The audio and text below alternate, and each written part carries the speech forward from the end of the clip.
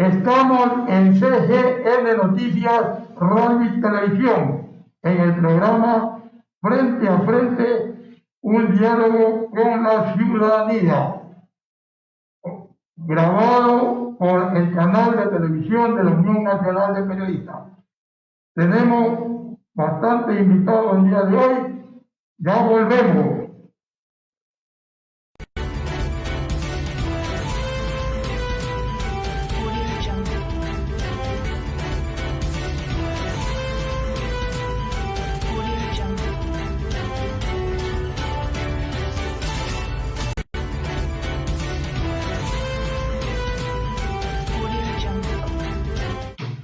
Bueno, estamos nuevamente en nuestro programa Frente a Frente, un diálogo con la ciudadanía. A mi lado se encuentra un compañero de Alfaro Vive Carajo. ¿Su nombre, por favor? Guillermo Santana, de Alfaro Vive Carajo. Bueno, don Guillermo, ¿qué están planificando para el día 5 de junio, que es el Día del Liberalismo? Alfaro Vive Carajo se fundó en el año de 1983. Ha realizado varias conferencias. El día 5 de junio del presente año vamos a realizar nuestra 7ª conferencia nacional, que también tiene un carácter internacional, fecha que recordamos un aniversario más de la gloriosa Revolución Alfarista del 5 de junio de 1895. Bueno, ¿y cómo así reaparece Alfaro Vive? En 1912, cuando asesinaron a Eloy Alfaro, pretendieron borrar de la memoria histórica su lucha, y eso no ha sucedido. En el gobierno de Félix Cordero asesinaron a la mayoría de nuestros líderes, compañeros que soñaban con un país distinto.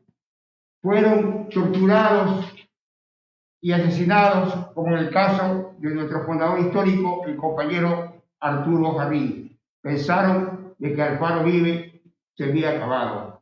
Mientras existe injusticia, mientras existe explotación, mientras sea necesario luchar por la defensa de la soberanía nacional, por los derechos de las mujeres, por los derechos de los trabajadores, por los derechos de los niños, por el trabajo, por empleo, por salud, Alfaro Vive siempre vivirá. Y por eso es que Alfaro Vive, en las condiciones que se plantea una gobernanza a nivel internacional, considera de que si no se toma en cuenta los intereses de los sectores explotados y oprimidos, no puede haber gobernanza ni en Ecuador ni en el mundo. Ahora, ustedes vuelven a reaparecer con la presencia de un gobernante que es de derecha, que es el señor Guillermo Lazo.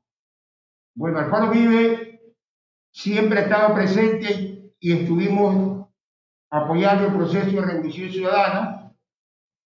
No es que hemos estado ausentes en la escena política del país, sino que usted tiene razón cuando hace referencia de que Alfaro Vive, en su nacimiento, le tocó enfrentar a uno de los gobiernos más represivos y asesinos que ha tenido, como el gobierno de León Félix Cordero. Hoy hay una similitud en el marco de que tenemos un representante directo de la oligarquía en el gobierno. Y se nos habla en el Congreso de Gobernanza en condiciones de que no es posible que haya gobernanza, como no puede haber en Colombia, en el marco de la ley, en el marco de la ley tributaria nueva que se quiere imponer a sangre y fuego, y en el marco de la represión que se desarrolla. Vivimos una situación internacional distinta, porque ni siquiera hay gobernanza en los propios Estados Unidos. Ahora, ¿cómo ve usted la situación que está pasando en Palestina? Es parte de la política de represión del imperialismo a nivel internacional, que pretende vulnerar un derecho, el derecho a la libertad, el derecho a que el pueblo palestino pueda vivir pacíficamente en su territorio que fue usurpado en el marco de la posterior a la Segunda Guerra Mundial, donde se impuso un Estado fantoche, que es el Estado sionista. Nosotros pensamos de que el mundo no puede soportar esa miserable, esa indignante política de bombardeo que no respeta nada, que masacra a niños, a mujeres, que destruye todo. Alfaro Uribe se solidariza con la lucha del hermano pueblo de Palestina. Igual que con el Ecuador. Y acabo de decir que nosotros vemos una situación que es imposible que en el marco del capital financiero internacional pueda haber gobernanza. Por eso que los pueblos se hacen. Y en Chile, el día de ayer había una victoria muy importante. Es decir, en Ecuador también se da un triunfo contundente, porque incluso el triunfo de Guillermo Lasso está cuestionado. Se habla mucho de fraude y pensamos que la política que nosotros vamos a levantar es una política de exigencia, en primer lugar, de las ofertas electorales que él hizo. Él planteó la elevación del salario a $500. Nosotros vamos a acompañar a quienes votaron por él para decirle que cumpla con lo que le ofreció. Ofreció en Santa Elena construir un hospital del Seguro Social. Planteamos que se cumpla. Ofreció repotenciar la refinería de La Libertad. Vamos a exigir que se cumpla.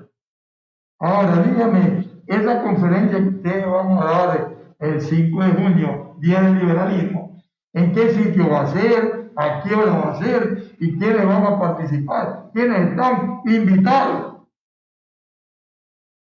Por la política de restricciones producto de la pandemia del COVID, no se va a poder realizar una conferencia con la presencia de todos los compañeros militantes y adherentes que existen en las distintas provincias e incluso nuestros compañeros que están estructurados en otro país. Vamos a tener transmisión vía Zoom a nivel internacional, porque van a hablar nuestros compañeros de Alfaro Uribe de Estados Unidos, nuestros compañeros de Alfaro Uribe de Italia, nuestro compañero del Alfaro Uribe de Chile, nuestro compañero del Alfaro Uribe de Francia, de Suecia, los compañeros del Alfaro Uribe en México, los compañeros del Alfaro Uribe que están en El Salvador. Es decir, nuestra militancia está regada a nivel internacional y en por lo menos 15 provincias a nivel del Ecuador, que vamos a plantear, iniciar el proceso ya de legalización de nuestra organización, es decir, un Alfaro Uribe, una alianza amplia que planteamos con registro electoral. ¿Cómo ven ustedes el resultado del proceso en la Asamblea Nacional?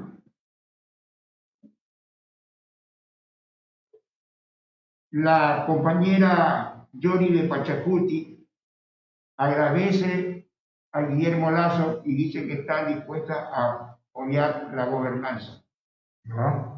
¿Gobernanza de qué? ¿Gobernanza con la política que va a aplicar el banquero?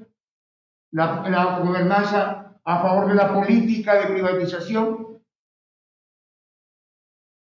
Pero ¿no piensa usted que ahorita que se está abriendo una nueva brecha en la Asamblea, es probable que simplemente son palabras que se dicen en el momento que la persona llega a un poder tan importante como la presidencia de la Asamblea? Pero tenemos que ver si más adelante ellos saben que ellos no pueden seguir el lineamiento del banquero, porque si siguen el lineamiento del banquero, se darían ahora a conocer que no son lo que dicen ser. Y Alfaro Uribe concentra sus esperanzas básicamente en la organización popular. ¿Ya? Pensamos que hoy hay una desarticulación a nivel social y a nivel político, por eso planteamos la legalización de Alfaro Uribe, que no solamente es exclusivamente de los alfaristas, sino que existe un componente de dirigentes sociales provenientes del sector afrodescendiente, de los indígenas, de los campesinos, los montubios, de los pequeños productores, etcétera, que agrupados en una sola organización política plantearon una perspectiva realmente de defensa de los intereses de los trabajadores del pueblo y de la nación ecuatoriana. Están invitados por eso cordialmente a seguir la transmisión virtual que se va a realizar en esta conferencia que se realizará aquí en la ciudad de Guayaquil, en el Hotel Palace. Ah, en el Hotel Palace. Ok.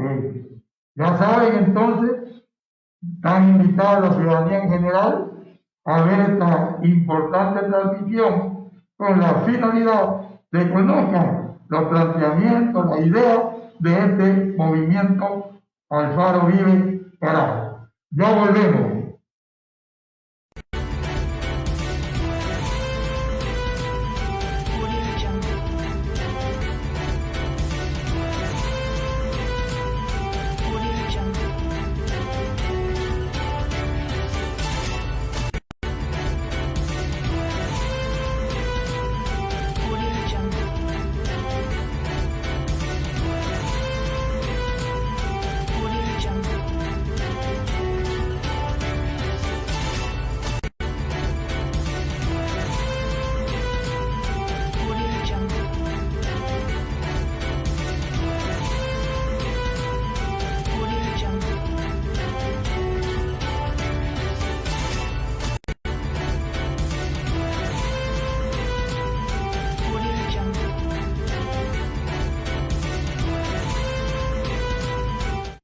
Estamos de regreso en nuestro programa Frente a Frente, un diálogo con la ciudadanía, y esta vez, como siempre, entrevistas como punto de inflexión sobre temáticas de carácter nacional.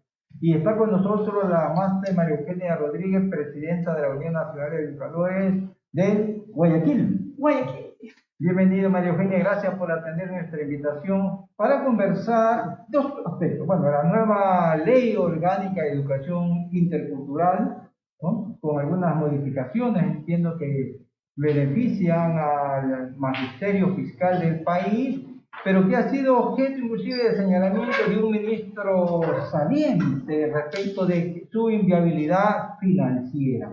Y el otro aspecto, pues lo que ya estamos en la pasarela de inicio de clase y cuáles son las condiciones que en el marco de la pandemia están enfrentando los maestros, los alumnos y los padres de familia. Sobre el primer tema, ¿qué criterio tiene la UNE respecto de lo que ha expresado el ministro saliente Mauricio Pozo? Bueno, primero quiero agradecer a Frente por la invitación que me han realizado. Siempre este ha sido un espacio abierto para nosotros, para poder expresarnos y decirle a la mayoría de la población que lo que siempre hace el gobierno es manejar y maquillar de manera fraudulenta, de manera engañosa, para que de una u otra manera la comunidad educativa tenga una apreciación diferente de lo que son las reformas a la LOE. Primero, históricamente, nosotros tuvimos una ley de educación en el año 2011, pero fue tipo del corte correísta. Todo el mundo sabe que se perdió derechos, pero no solo que se perdió derechos en la educación, derechos de los trabajadores, que los derechos siempre son progresivos, no son regresivos. No es que cuando los esclavos se liberaron y vino otro tipo de gobierno volvieron a ser esclavos, no, porque los derechos siempre serán progresivos. La historia avanza, la humanidad avanza en tecnología, avanza en derechos, avanza en todos los aspectos. En el año 2011, como le decíamos, tuvimos esta ley, pero también con esta ley se dieron los más atroces aberraciones, abusos, violaciones y acosos sexuales. No podemos dejar de hablar de los miles de niños, niñas y jóvenes adolescentes a nivel nacional que enfrentaron esta situación y que hoy, ni siquiera hasta el día de hoy, 2021, podemos hablar de sanción, porque en ese tiempo el ministro de Educación, Augusto Espinosa, con esa ley del 2011, con la ley que hoy nosotros hemos logrado reformar, Augusto Espinosa protegió, de alguna manera encubrió. Es más, cuando fue llevado a la Asamblea Nacional, él reconoció que estos actos estaban ocurriendo. Y esto ocurrió porque en la ley de educación se permitió que ingresaran cualquier tipo de profesional e inclusive bachilleres que no tuvieran nada que ver con la educación. Es decir, ellos no habían tenido la preparación ni el perfil profesional que todos los educadores tenemos. previo para uno ser maestro, está siempre en el contacto con los estudiantes, está en el contacto con la comunidad educativa, eso va preparando el terreno. Y cuando este perfil profesional no se cumple, lógicamente, los institutos normales que en ese tiempo estaban y después las universidades no validaban. Pero sobre todo en este caso, permíteme puntualizar, había superposición de legislaciones, porque si hay un delito de acoso o de violación de niños y niñas en los establecimientos educativos, pues es un delito penal, pero parece que la superposición y diríamos, la interposición sobre toda la legislación de los famosos distritos y la ley de educación fue lo que permitió que esta impunidad siga latente y que el ministro sigue ahí todavía de asambleísta. Está de asambleísta con inmunidad que debería ser juzgado y sentenciado en este nuevo gobierno por estos actos criminales. Él y todos los que con él estuvieron él estuvo informado, reconoció que estaba informado. Y reconoció, inclusive la Asamblea Nacional impidió el juicio político. Porque lógicamente la trinchera, la banda delincuencial del correísmo que siempre ha funcionado de esa manera. Centrémonos ahora en la parte que ustedes consideran que son los beneficios para los maestros. Contra esa ley nosotros venimos luchando desde el 2012, 2015. Ahí va la parte que se nos da el golpe a la educación nuevamente. Nosotros teníamos 10 categorías y con el correísmo regresamos así, nos quitaron 3, no regresamos, teníamos 10, nos quitaron 3 y nos quedamos con 7 categorías, es decir, nos recortaron del presupuesto de la educación. En el tiempo de la pandemia nos volvieron a recortar en el presupuesto de la educación con más de 900 millones de dólares. Y ahora nosotros nos preguntamos, ¿dónde estaba Mauricio Pozo? ¿Dónde estaban todos esos economistas neoliberales? ¿Por qué no salieron y en ese momento indicaron que eso era inconstitucional? Porque no es posible, la ley lo dice, la Constitución lo señala, que no es posible ser tocado en los presupuestos ni para educación ni para salud. En el presupuesto está contemplado que existe el 6% del Producto Interno Bruto, es decir, que de todo lo que el país pueda producir en ingresos y en exportación, tiene que ser destinados para estos sectores. Nosotros nos preguntamos, ¿es que acaso ahí hubo algún estudio de impacto? ¿O es que acaso ahí hubo algún estudio que determinara cuántos maestros se iban a quedar desempleados? ¿Hubo algún estudio que determinara que el desempleo de estos maestros nos iba a provocar un hacinamiento a las instituciones y que con esto también se perjudicaba la calidad de la educación? O sea, no es que solamente se perjudicó como tal a los maestros, también se perjudicó a la calidad de educación de nuestros estudiantes. Entonces, y hoy nos está pasando factura. Hoy este 2021, este año educativo del 2021 nos está repitiendo con los mismos errores del 2020. Aún seguimos hablando que en la ciudad de 10 niños, 6 automáticamente son los que tienen internet, 4 están fuera del sistema educativo. En el área rural estamos hablando que de 10 niños solo 2 tienen internet. Es decir, hoy estamos hablando de más de 150,000 niños que están fuera del sistema educativo y que no le interesa al gobierno, que solamente Pozo está para hablar y solamente señalar y decir que los maestros quieren los sueldos, pero no está diciendo que con ese recorte presupuestario está dejando sin educación a nuestros niños. Eso no lo está diciendo. De hecho, este gobierno que ya termina para salvedad del país, pues cerca de 900 millones recortó la educación. Sí. ¿No? Exacto, eso es lo que estoy diciendo. Ahí no estuvo Pozo para decir que no tenían que hacer el recorte del presupuesto de la educación. Es decir, no nos están aumentando en ningún sueldo, nos están devolviendo los que nos vienen quitando hace 14 años. Y en el tiempo de la pandemia usted recordará que se nos quitó el 8.33% de nuestro sueldo. Y nosotros nos preguntamos, de tantos servidores públicos que somos, solamente de los maestros somos 160,000 docentes. ¿Dónde fue a parar todo ese dinero? ¿Dónde están los iluminados? ¿Dónde se encuentran para que nos den ese tipo de respuesta? Nosotros estamos exigiendo una restitución de derechos, no solamente de los docentes, sino una restitución de derechos de la comunidad educativa. Y eso los padres deben entender. Hoy hemos apuntado en estas nuevas reformas un sistema de protección, mecanismos que no solamente hablan cuando ya el hecho está, sino de prevención. Estamos hablando de denuncias, estamos hablando de sanción. Este mecanismo hoy se habla de maestros y maestras que son auxiliares de las aulas. Hoy hablamos de la educación inclusiva real para aquellos niños con necesidades educativas especiales. ¿Vuelve la educación intercultural?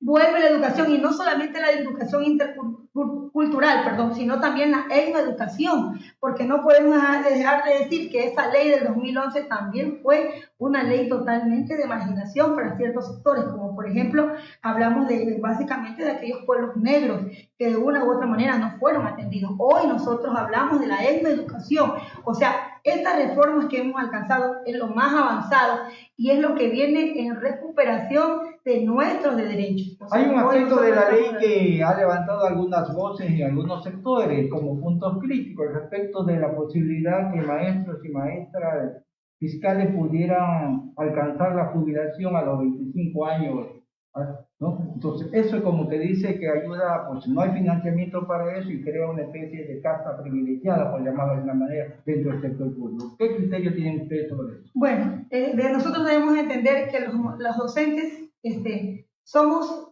y le decíamos, como todos los demás trabajadores comunes, pero en nosotros hay una situación especial. Los docentes hoy por hoy no tenemos horario de trabajo. Nosotros trabajamos 12 horas, aunque les parezca increíble, sentados en unas computadoras, entregando informes. Hoy hablamos que una maestra trabaja no solamente para 40 niños. Les digo en mi caso, yo tengo cerca de 45 niños con 3 niños de necesidades educativas especiales. Es decir, yo trabajo para el aula normal y planifico para el aula normal en sexto grado, planifico para niños que tienen necesidades educativas especiales de cuarto, de tercero y de segundo.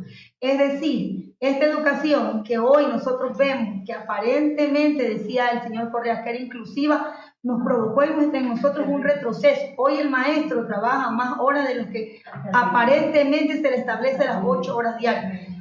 Tenemos padres de familias que trabajan todo el día y que solamente tienen su celular. Y aunque parezca increíble, un celular, y aunque parezca increíble, nosotros estamos dirigiendo tareas 8 o 9 de la noche. Y cuando regresemos, estamos conscientes que bajo esta pandemia, bajo este virus virulento, que de una u otra manera, aparentemente las vacunas quieren detenerlo, nosotros sabemos que el sistema educativo está totalmente cambiando, que cuando regresemos va a ser totalmente híbrido. Es decir, una parte será virtual y otra parte será presencial.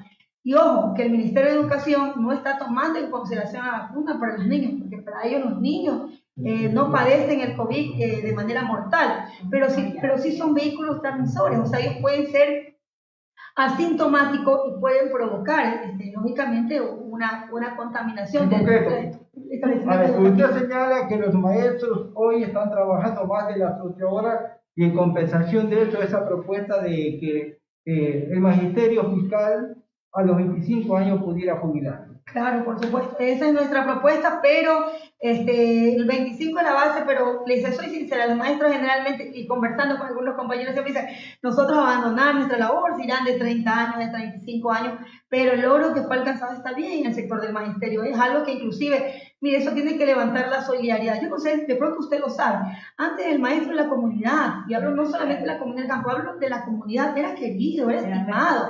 Hoy hablamos de que el maestro es vejado, hoy hablamos de que si la calificación no va como al gusto del padre, el maestro puede ser removido de su trabajo, sin importarle que lógicamente también tenga familia, solo de pronto por exigir la calidad educativa. Y eso no solamente se ha dado en tiempo de pandemia, porque ahora nosotros hemos perdido cualquier cantidad de calidad en educación. No lo digo yo, lo digo el informe de la UNESCO, lo ha reconocido el Ministerio de Educación. Una pregunta, porque chico, en este punto, digamos, ¿en la ley se prevé o hay que establecer un reglamento en términos de que los maestros pudieran jubilarse a los 25 años?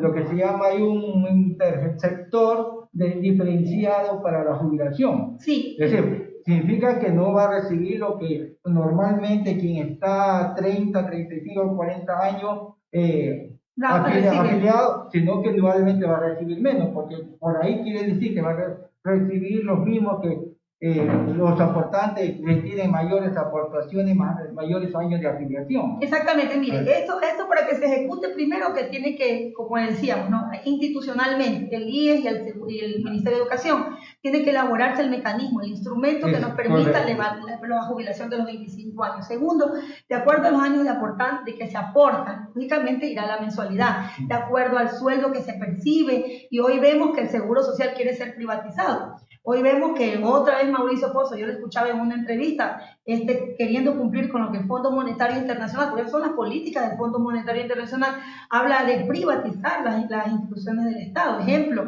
habla del CNT, él habla de concesionarlas, él habla del Banco del Pacífico, y van a manejar la figura de que aparentemente es particular, pero que fue tomado de manera estatal por las deudas que tuvo en algún momento el Banco del Pacífico.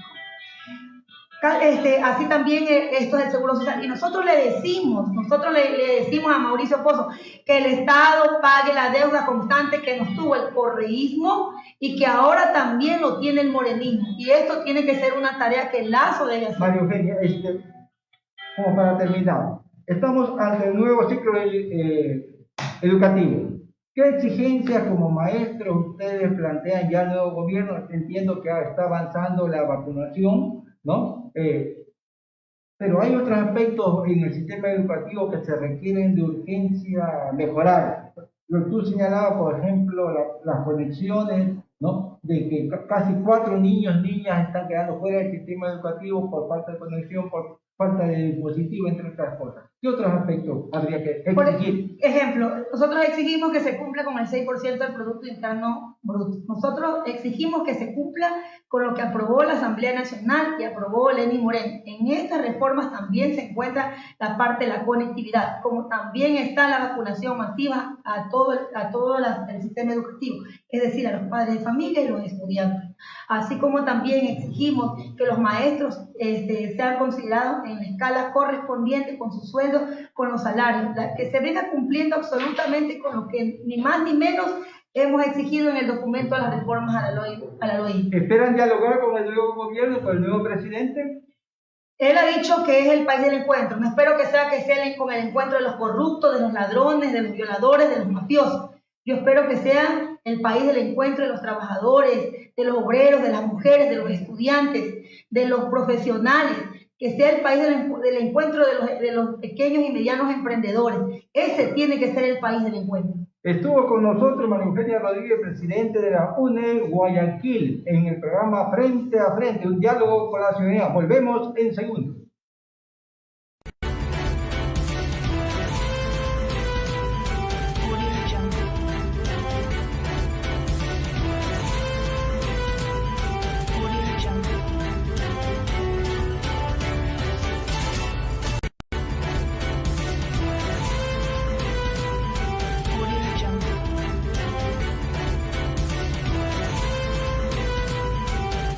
Bueno, continuando con nuestra programación de Frente a Frente, un diálogo con la ciudadanía, estamos con el economista Andrés Freire.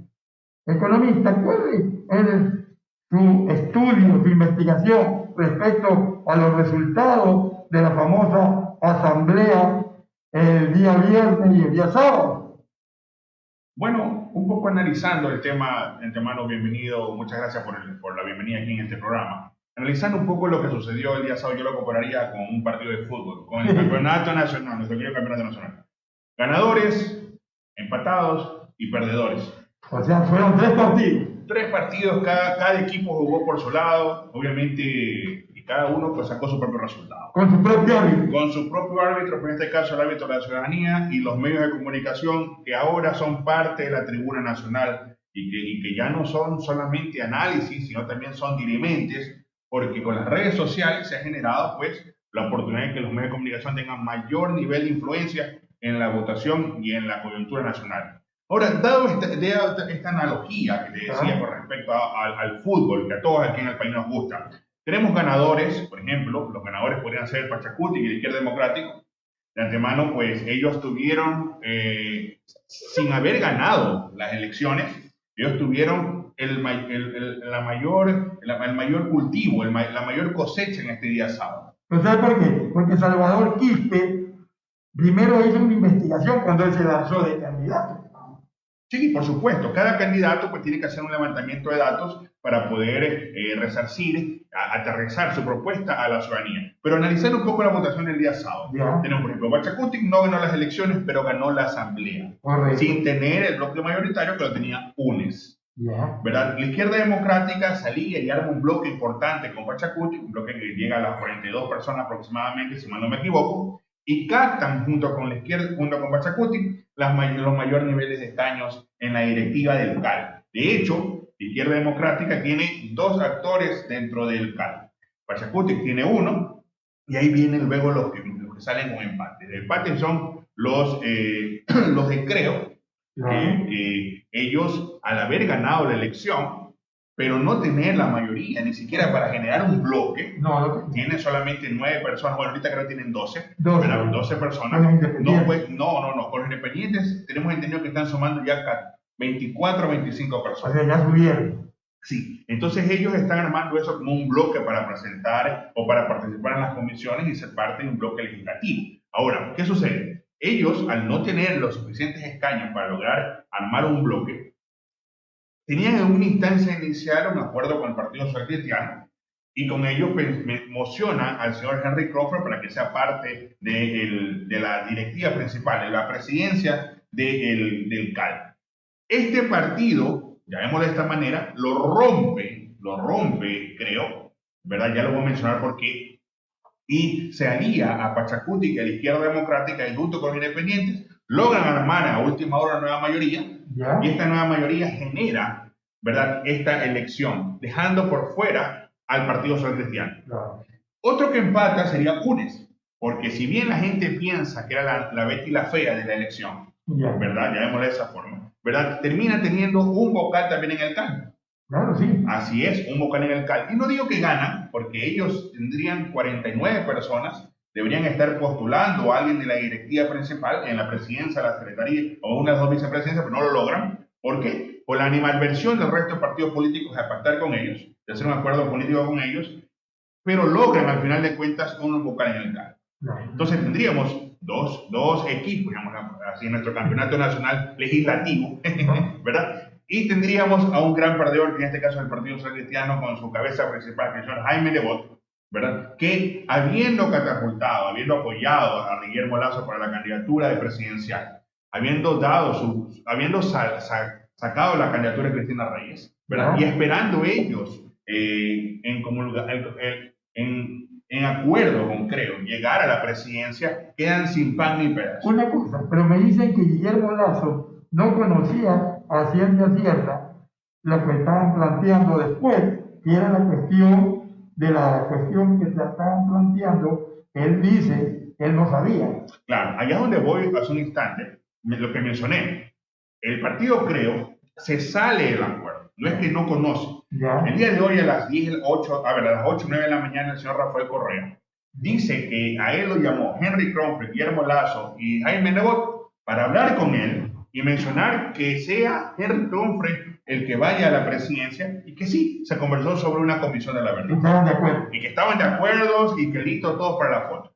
El día jueves, el señor Guillermo Lasso habla con Henry Crawford, según el señor Boscán, mencionaba ayer a nivel nacional en el programa de Carlos Vera, y dice que, señor Henry Crawford, vamos a hacer grandes cosas por el país, usted va a quedar como presidente. El día viernes a las 10 de la mañana, el señor Lasso llama a Jaime Nebot y le asegura la mayoría. A las 11 de la mañana se monta el partido de fútbol, legislativo, llamémoslo de esa manera, porque estamos en esa analogía, y Creo no apoya la mayoría armada previamente por el Partido Social Cristiano y UNES, con ellos participando.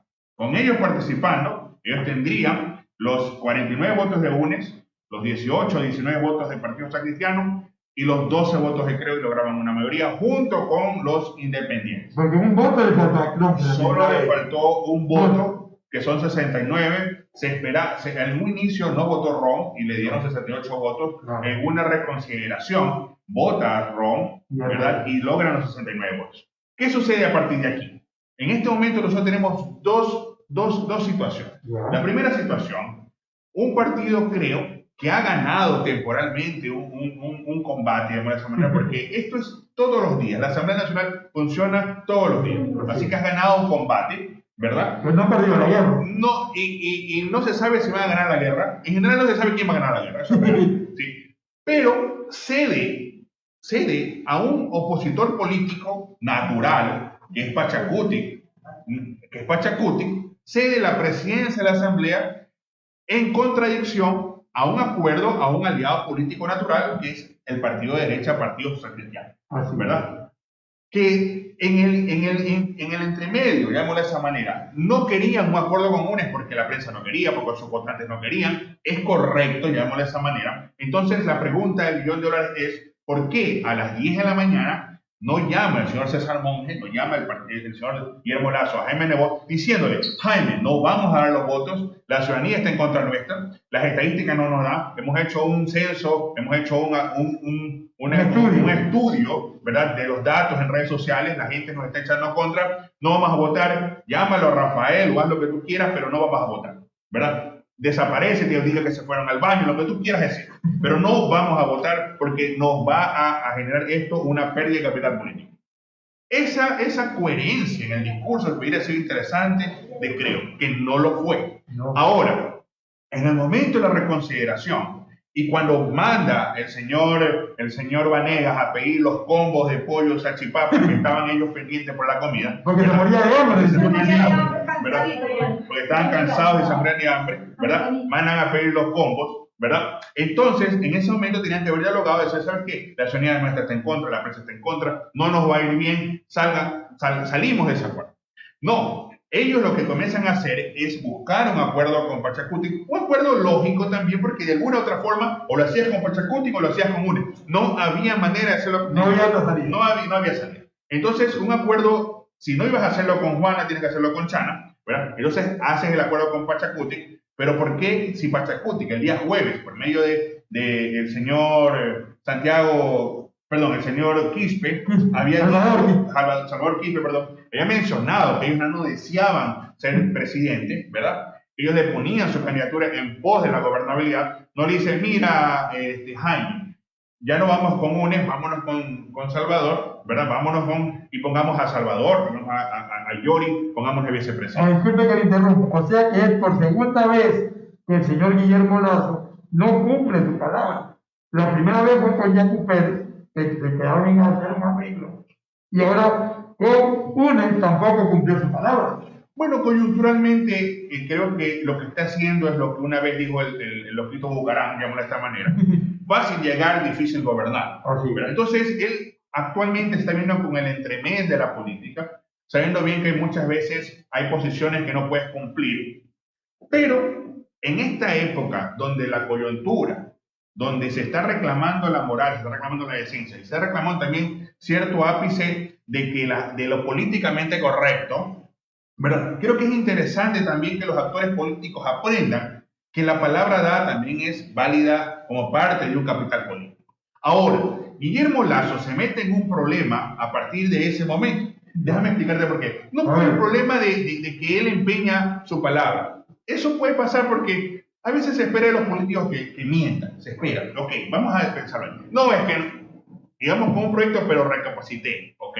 Recapacitar, el problema es que lo dejan embarcado al otro. Esa es la realidad. Ya. Dejemos por un lado al perdedor de la jornada, el Partido Socialista, y hablemos de Creo por un momento.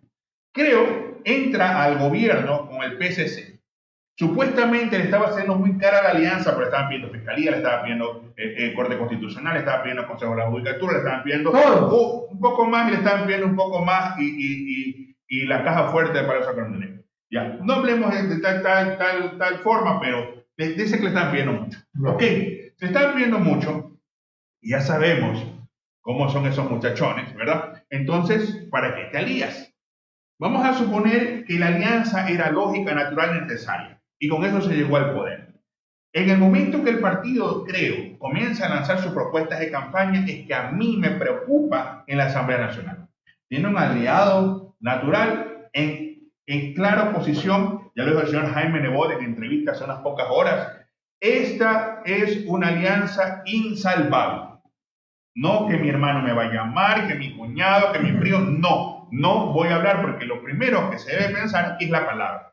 Esa es mi preocupación, porque al final de cuentas, repito, tienes que hacer un acuerdo con UNES o con Pachacuti, sí o sí, y esa era mi postura desde el día jueves, cuando me preguntaron algunas personas de medio de comunicación, ¿verdad? ¿Cuál es la situación? Les digo, aquí hay que hacer un acuerdo sí o sí. ¿Con el guapo o con el feo? Con uno de los dos. Con uno de los dos. Así es la realidad. Pero, ¿qué sucederá a partir del día de hoy? Tienes a un partido social cristiano en clara posición, no ideológica, porque muy probablemente hay un acuerdo en sus posiciones legislativas, pero si mañana va a haber una bulla, Jaime Nebot no va a hacer nada por Guillermo Lasso. Va a mirarlo, Va a mirar de lejos los toros y quién sabe si va a ponerle algo al toro, ¿verdad? Va a atizar el fuego. No va a hacer lo que hizo Jaime Nebot con Moreno, que lo en Guayaquil y en San Borondón. No va a hacer eso, ¿verdad? Guillermo Lasso tendrá que buscar su alternativa. Segundo, Pachacuti está con una agenda electoral o lógica correcta, por supuesto, un partido político que no busca el poder, no es partido político, ¿verdad? Para el año 2025. Igualmente el candidato Javier Herbas.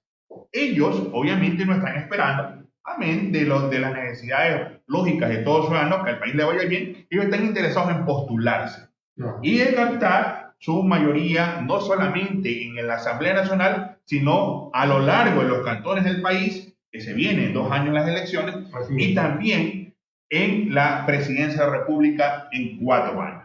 Es por eso que ellos van a dejar canalizada toda su potencia electoral, toda su potencia de discurso, no a favor de un proyecto de gobierno que puede perdurar, sino a favor del proyecto de Pachacuti, que es Izquierda Democrática, que desde hoy ya son aliados.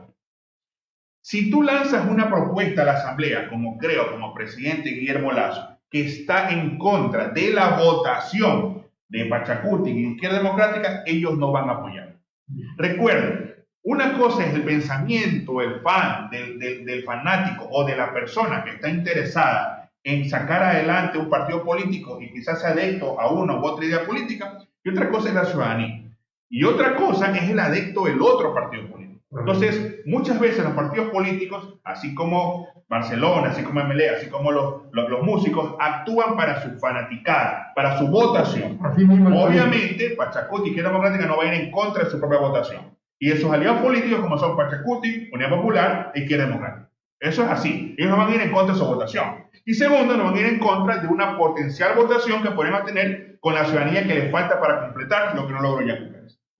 Hasta ahí. Entonces, en el momento que lanzan la propuesta a Lasso de subir impuestos, de seguir subiendo la gasolina, de subir subiendo los víveres, o algo así que de por sí ya lo planteó el postulado ministro, que vamos a tener días difíciles y duros, entonces Pachacuti no lo va a apoyar. Y va a tener una asamblea encerrando al gobierno, y si no logran ganar algo en la CONAIE y logran que el señor Issa sea presidente en la CONAIE, va a tener a los indígenas en las calles, a los maestros en las calles, a los de la salud en las calles, y todas esas organizaciones están relacionadas a Pachacuti, Unión Popular e Izquierda Democrática. Bueno. Ese es el error que comete, creo, porque no logra capitalizar un acuerdo político que tenía desde antes en función a protegerse, no en una etapa temprana como es hoy en la Asamblea, sino en la etapa del manejo del poder que comienza el 24 de mayo y no recién el 14 de mayo cuando se eligió la Asamblea. Es el primer partido, pero el segundo partido y el resto del campeonato viene después del 24 de mayo. Bueno, economista, le agradecemos por su participación, nos ha dado luces a la situación como estamos y que la gente sepa qué es lo que nos espera, porque puede haber un estallido social. Puede haber un estallido social, ahí depende de los jugadores políticos, creo. Ya ellos están solos, quizás como ellos querían, ¿verdad? No tienen que rendirle cuentas a ningún aliado político, ellos podrán hacer su trabajo solos, y ok, ya depende de ellos a partir de ahora y las alianzas coyunturales que presenten en la Asamblea Nacional, cómo va a dar luces por el resto de la gobernanza en este querido país de Ecuador. Muchas gracias a todos. Ya volvemos.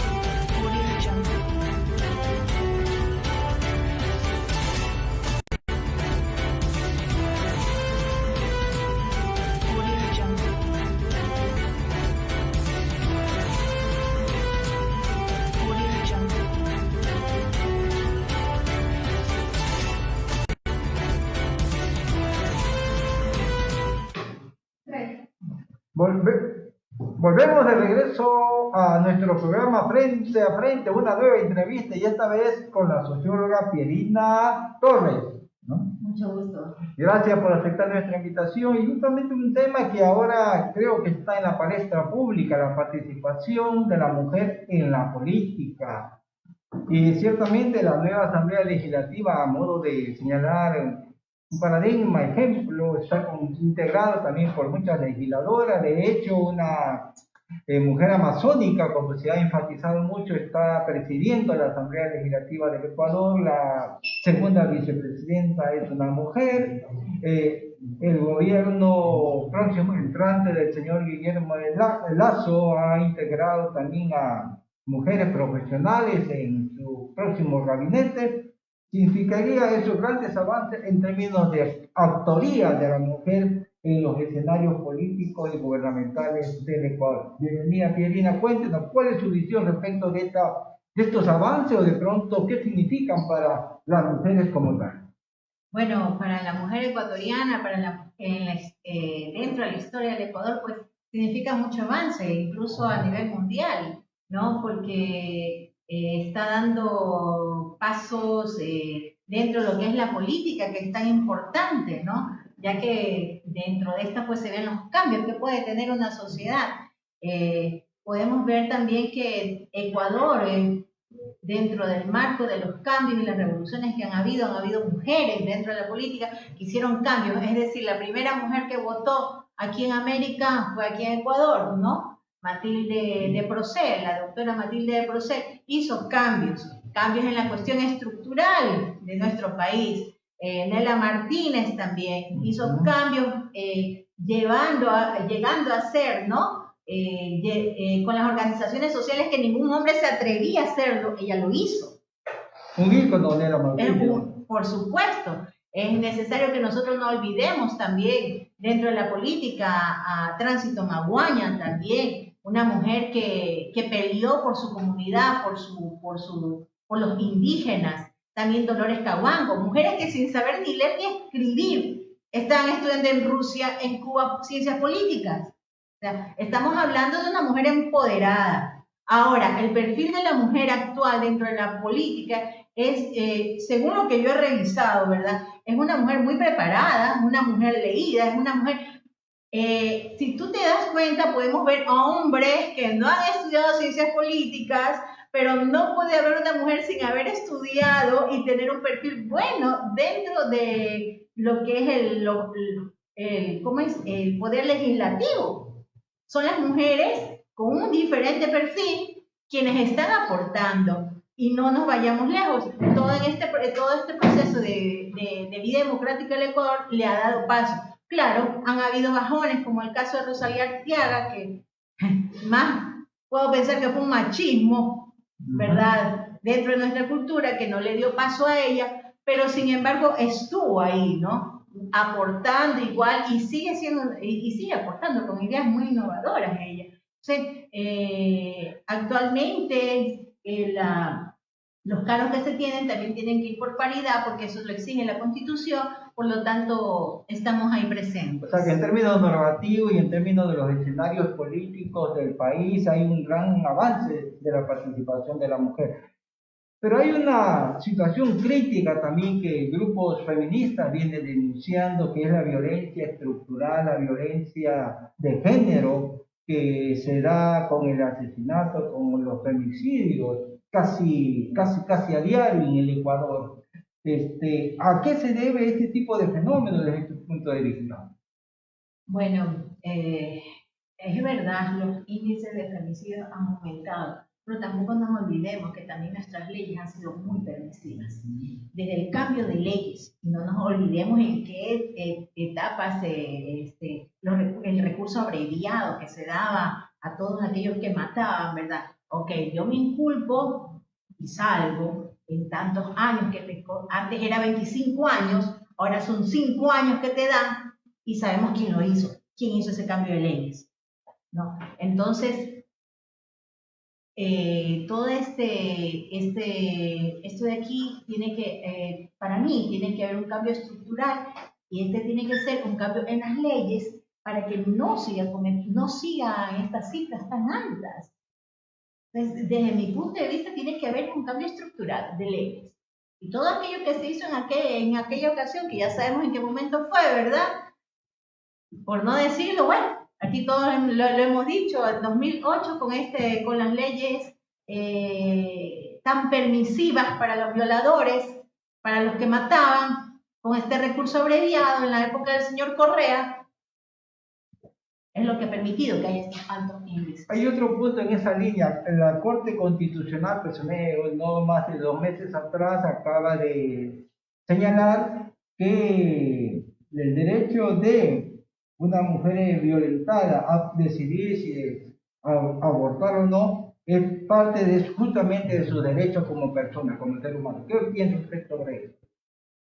En esto de aquí tengo que, si me preguntas como persona, pues, si como a mí persona y como analista, vamos. Ya, claro, como socióloga, pues tengo diferentes puntos de vista. Correcto, y te puedo decir que yo estoy de acuerdo con esta ley. Correcto. Estoy totalmente de acuerdo, porque imagínate que vienen y te violan y en tu cuerpo vas a llevar algo que no quieres, que no como de algo agradable, no puedes llevarlo dentro de tu vientre, porque va en contra de los derechos de tu cuerpo, de haber sido manipulada, de haber sido violentada.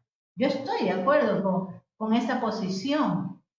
Claro, pero hay un asunto, ¿no? Esto de aquí siempre lo llevan feministas, lo llevan a otros puntos en que yo no estoy de acuerdo. Sobre todo que feministas que achacan a no hay asesinos. Los hombres no son asesinos, los asesinos es una cosa, no hombres asesinos. Es decir, que un hombre por ser hombre no va a ser asesino. Entonces, ahí yo no estoy de acuerdo. Entonces, las feministas siempre están hablando y achacando al patriarcado, siempre están achacando lo que es el machismo. Yo digo, tenemos hombres y también hay hombres maltratados y nadie dice nada. Hay mujeres que maltratan hombres, hay mujeres que matan a hombres y no decimos nada. Entonces, yo como mujer, que no soy feminista, soy una mujer, no estoy de acuerdo con tal. ¿Y por qué no hacemos también una ley que ampare eso de ahí? También he visto mujeres que tienen cuántos hijos para sacarle dinero a los hombres. Entonces yo digo, ¿en qué país vivimos? ¿Por qué existe una ley sí para las mujeres, pero no para los hombres? ¿En qué medida, desde tu perspectiva, el sistema educativo puede colaborar, ayudar a que esta cultura justamente de violencia contra la mujer, estos criterios machistas que no hay en términos de que justamente que ejercer poder, ejercer violencia y llegar al asesinato contra la mujer, y también del otro lado, como tú bien has señalado, puede indudablemente cambiar en el país? Bueno, en realidad todo tiene que ver con la educación, ¿no? Pero también no nos olvidemos que dentro de las estructuras pues están las leyes, y son las leyes lo que hacen que la educación, la parte eclesiástica pues se muevan, y también nuestra cultura y comportamiento. Entonces, sí debe haber un cambio estructural en las leyes, y que estas leyes a la vez la educación, la parte eclesiástica, la salud, todos se vean, ¿verdad?, con un mismo fin, poder mejorar esta situación. Pero si no cambiamos la parte estructural, como son las leyes, no vamos a poder tener cambio. ¿Y los operadores de justicia? ¿Por qué me sonríe, Pierre? A ver. Porque todos nos sonreímos cuando hablamos de los operadores de justicia. Porque todos nos sonreímos y vemos cómo la justicia simplemente, se han visto la imagen de la justicia en Estados Unidos, ¿cómo está? Está con los ojos tapados, vendados. Pienso que eso pasa aquí y al respecto no podemos hacer nada más que seguir insistiendo a que haya cambios en lo que son las leyes. Necesitamos un sistema de justicia más transparente, reforzar las normas jurídicas legales y también las leyes y también los operadores de justicia que sean mucho más transparentes, eficaces y que actúen, como dicen los abogados, en derecho. el asunto es esto, que nosotros como parte de nuestra cultura tenemos la corrupción. Es parte de nuestra cultura. Si tú te das cuenta, es parte de nuestra cultura. Y en todos los ámbitos nosotros vemos corrupción. Y si nosotros no hacemos cambios contundentes, pues vamos a seguir con esta situación y no van a haber cambios. Porque la cultura es parte, la corrupción es parte de la cultura ecuatoriana. Y bueno, hace rato nuestro director del programa Frente a Frente, un diálogo con la ciudadanía, entrevistaba al ingeniero economista Andrés Freire, y de alguna manera se sale, bueno, cómo se valora la estructura de la política, los actores políticos en el país, en términos de valoración de la palabra, en términos de los principios sobre los cuales actúan. Entonces, demuestra cómo estamos como sistema, ¿no? En realidad, la política es el arte de hacer tratos. Y como tal, como lo mencionaba el compañero, pues lo que vimos en la asamblea es prácticamente la política en la práctica. Pura y real. En la práctica, digamos. El arte de hacer tratos. Me va a ir bien contigo, pero en realidad va a haber gobernabilidad. ¿O realmente lo hizo para que haya gobernabilidad? Esta palabra que muchos quizás escuchamos, pero ¿qué va a pasar con nuestro país, verdad? Muy bien, estuvo con nosotros Pierina Torres, socióloga, comentando sobre varios aspectos justamente de la participación de las mujeres en la política y en los escenarios culturales, sociales del país. Hasta un próximo programa. Gracias a todos y todas por seguirnos. Gracias.